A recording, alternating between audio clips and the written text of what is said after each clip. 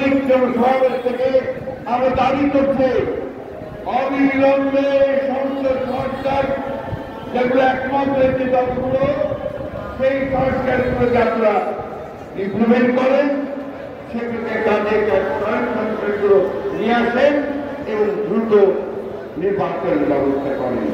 যেগুলো একমত হবে না সেগুলোর মধ্যে কার্যকর রিফর্মকে সই করে তা পরবর্তী পার্লামেন্টে পাস করার ব্যবস্থা করেন। বন্ধুরা, বক্তব্য দীর্ঘ করার কোনো সুযোগ নেই। কথা বলতে চাই যে আজকে বাংলাদেশের অস্তিত্ব নির্ভর করছে গণতন্ত্রের উত্তরণের উপরে, গণতান্ত্রিক ব্যবস্থা যাওয়ার উপরে। সেখানে আমাদের সমস্যাগুলোর সমাধান হবে আমি বিশ্বাস করি। সরকার সমাধান একমাত্র সমাধান সম্ভব একটা গণতান্ত্রিক ব্যবস্থায় উত্তরণের মধ্য দিয়ে।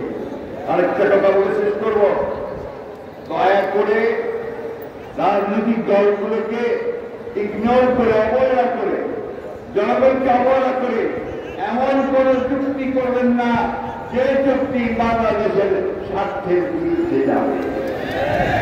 আমি আবার আমার শরীর ভাইদেরকে আন্তরিক শুভেচ্ছা জানাচ্ছি এই দিবসে। সেই সঙ্গে যে স্লোগানটি এই দিনের সবচেয়ে বড় স্লোগান, সমস্ত দুনিয়ার মধ্যে এক করে, সেই স্লোগান নিয়ে শেষ করতে চাই। দুনিয়ার মুক্ত, দুনিয়ার মুক্ত। ধন্যবাদ।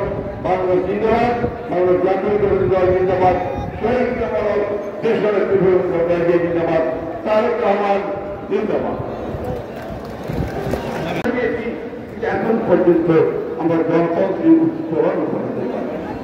এখন পর্যন্ত আমাদের যেটা আকাঙ্ক্ষা, যারা আমাদের জনগণের ভোটের মাধ্যমে আমরা একটা আমাদের সরকার গঠন করবো, পার্লামেন্ট গঠন করবো, সেটা কিন্তু আমরা এখনো গঠন করতে পারিনি। অন্তর্বর্তীকালীন সরকার এসছেন, আমাদের সকলের সহ্য। আমরা তাদের কাছে বারবার অনুরোধ করছি যে সংস্কারগুলো দ্রুত সম্পন্ন করুন এবং সংস্কার এটা কিন্তু বিএনপি প্রথম করেছে।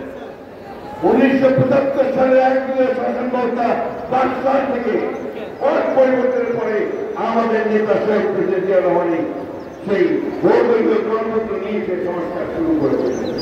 এবং এই আজকে আমাদের সাংবাদিক ভাইরা এখানে অনেকগুলো ক্যামেরা দিয়ে দাঁড়িয়ে আছে।